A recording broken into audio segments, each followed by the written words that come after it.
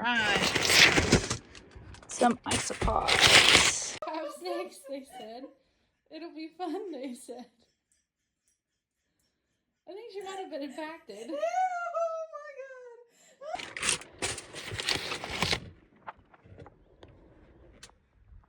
There they are.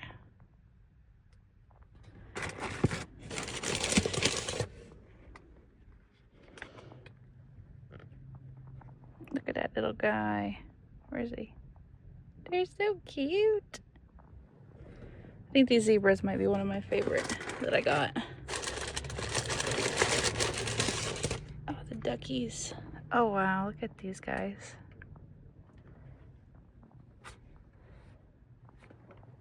I saw one. Look at him. That's so cute. Jungle boxes, the people I bought from. There's the lava. Hi guys. And last but not least, we have the clowns. There they are. Oh my god, look at them. They're so cute.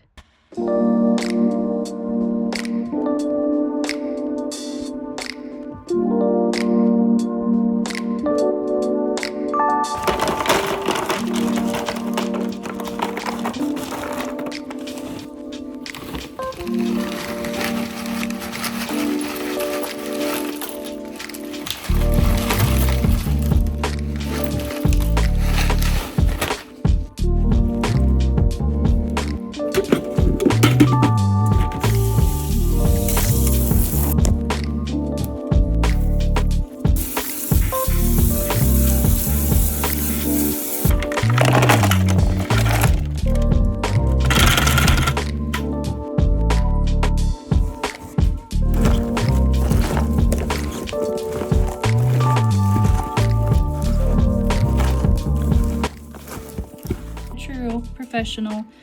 I forgot to tell you what I'm using for a calcium source. So right now I'm just going to use crushed up eggshells that are not washed. They don't pose any harm to your isopods, but they are all completely dry, as you don't want to drown any babies that you might have in the albumin.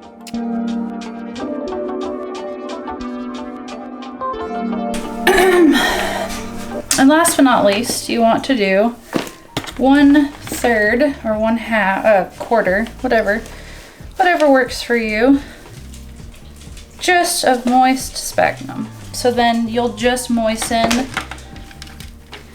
the sphagnum part of your enclosure, so then your isopods can do their own self-regulating moisture. Like they can do their own thing. Like if they're too dry, they'll get more moisture. If they're too wet, they'll go to the drier end. So that's that. Yeah, now I'm going to use this for the more tropical isopods, or the more humid preferring isopod enclosures. And last but not least, we're going to do leaf litter.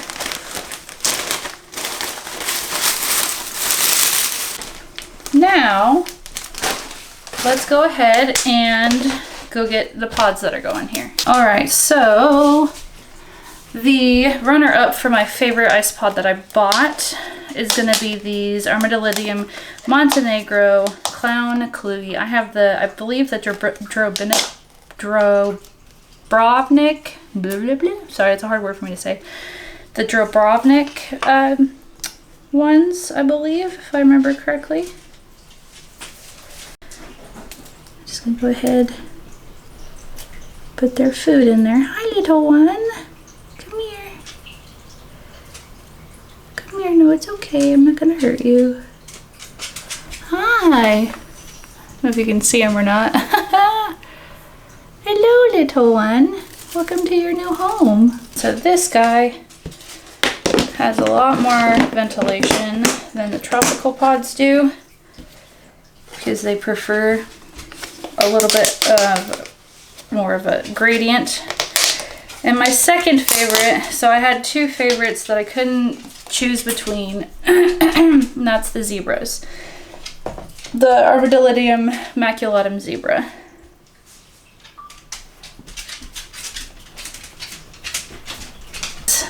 And those duckies, I love them. I like black and white stuff, I guess, so. Same thing with everybody else, just gonna take them all out. These guys breed they're very prolific.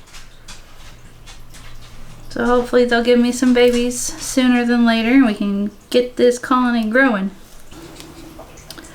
I'm hoping I can find some more, not that I need more, because now I have like 9 species I think of isopods. But I want to get some more like powder blues, some simple powder blues, because all of our powder blues have always died. When we go to the, we've always gotten them from like PetSmart, so that's why. When we go to the exotic show, what is it called? Southeast. That show, I'll put it on the screen. I'm having a brain fart. So when we go to that in February, I'm planning to get some more species of isopods. So that's the zebras. And now the last thing, let me give them some food. We're gonna do some morning wood rapashi right there, because that's what our dairy cows and our pandas and everything else eats, and they have been doing really well. I'm just gonna put some there. And Southeast Reptile Expo, that's what it is. So now that I've made up these more humid isopod enclosures, I'm gonna go ahead and put said isopods in their enclosures. And these are literally the same as the ones you just watched. The only difference is that these have more sphagnum moss towards the back, which is gonna be underneath this part here that doesn't have any ventilation on it. So that's gonna be like this. So that will stay more humid. And it also has a drainage layer of these clay pebbles or Leica balls to help create a barrier where the water can sit and raise the humidity to a more suitable humidity for these species. All right, so first we're gonna start with the Porcelia scaber lava.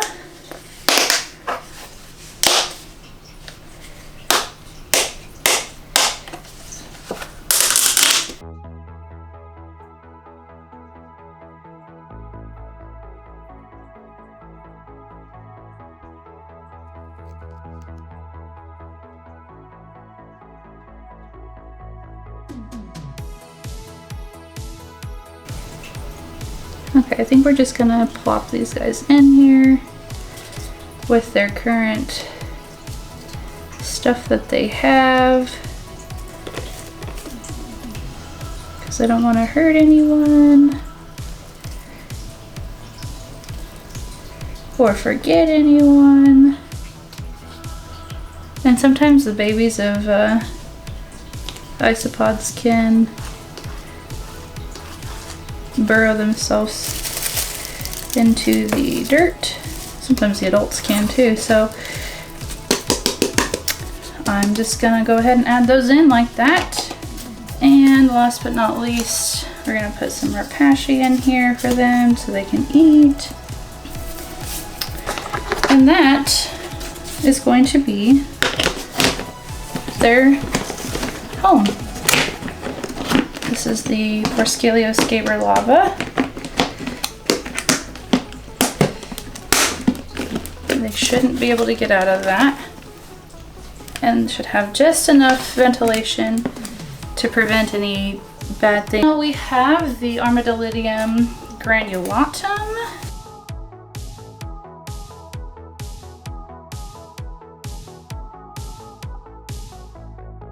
Big guy, you can go in here. Oh, sorry, baby. Come here. Come here. Boop. And last but not least, my favorite, These are Cubaris species white ducky. They're similar to the rubber duckies, but they're white and black.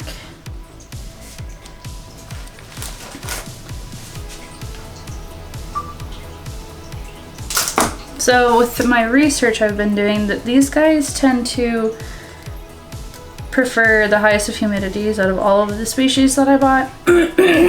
Excuse me. I have a little bit of a cold. Anyway, so I put more sphagnum moss in this enclosure than I did any of the other enclosures, because the biggest threat to these guys not making it and having your entire culture die off is going to be desiccation. So we're just gonna gently get all of these beautiful little babies out and into their new big home. I don't know what all that is, but I'm gonna put it in here. Come here, little guy. Come here, little guy. They're so tiny. Like, trying not to hurt them or crush them or do anything that would make them upset and die. I used to play with Isopods or roly-polies when I was little, so this is kind of fun. I'll just put all that back in there like so.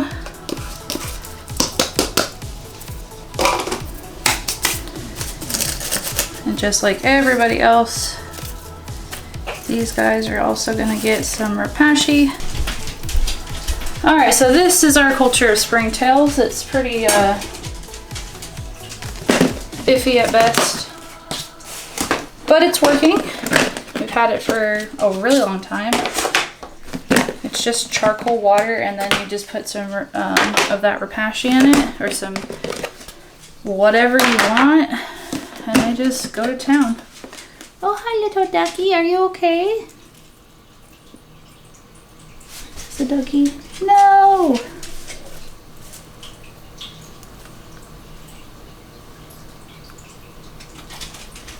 Well, guys, we've lost a ducky. Become food for your brothers and sisters, I guess. So anyway, we're just gonna take this little thing, pour a little bit of this nasty water. Let's do a spoon.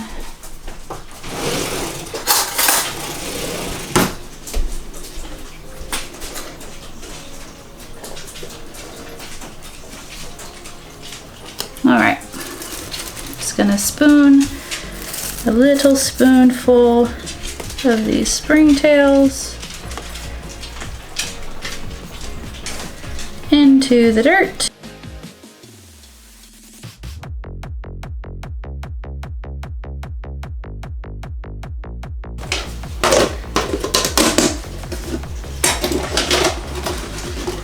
Now, let's put the lids back on.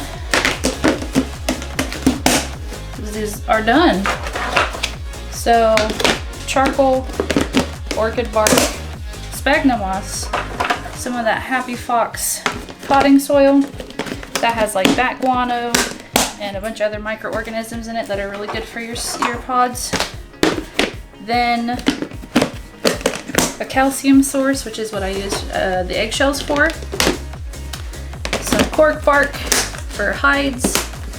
And last but not least, the leaf litter for a constant source of food.